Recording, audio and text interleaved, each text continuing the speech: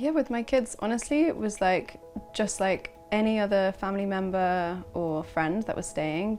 It didn't faze them at all, but they also did understand the situation and the circumstances, but yeah, they were completely fine. They just adjusted really well and welcomed them with open hearts. We had 2 teenagers in the house for the first few years. They're now at university, and it was so good for them to just, have to share a bathroom, have to behave reasonably, that there are other people in the home, and learn that respect and meet other people. And our kids coped with it really well. That was one of the lasting impacts, the fact that my kids have now gained values, and hopefully that will stay with them as they grow.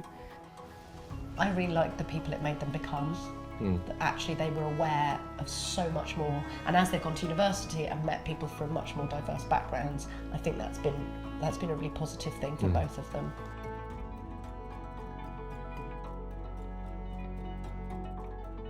The most amazing thing is having people in your house who've grown up in a completely different culture, speak a different language, eat different food, is finding actually how much you have in common just on a basic human level.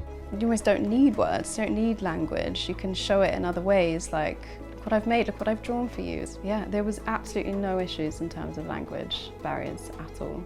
It self-selects, if you like, in a way, because we're an LGBT household now, that therefore when a guest comes, they need to be aware that this is the environment they would have to be comfortable. We always say, please let them know, and we're always very overt, please let them know each time this is an LGBT-friendly house.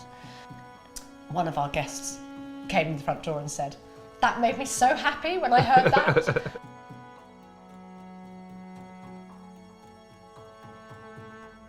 They're pretty on it, and yeah, I definitely feel like I'm supported by them and not just doing it by myself. We get a weekly email check-in to see that everything's okay. We get constant emails about updating the guest's situation, whether they're likely to be moving on or what's happening with their claim for asylum or whatever. When I've been in times, like challenging times, and needed some advice and support, they've always been there for me. When things have become more complicated, we've had much more personal care.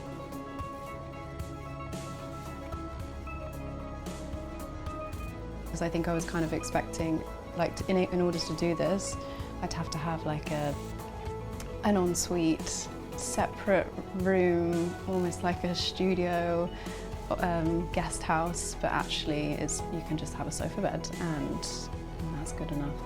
That can really help someone. I think you can distance from the wider political situation, just I can't change that. But what I can change, or what I can do, is just make the life of one person a lot better. She said it was exactly what I needed. It was a room where I could close the door and be in a space that was a safe environment.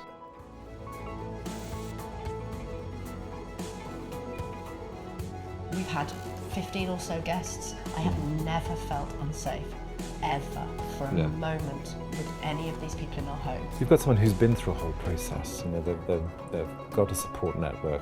You've got refugees at home to help with any problem. I have trust in the charity that, and I have got information about people, and I know that people have been checked by the charity. I just lived my normal busy life, and it really didn't change anything. It just, felt like I had an auntie living with me.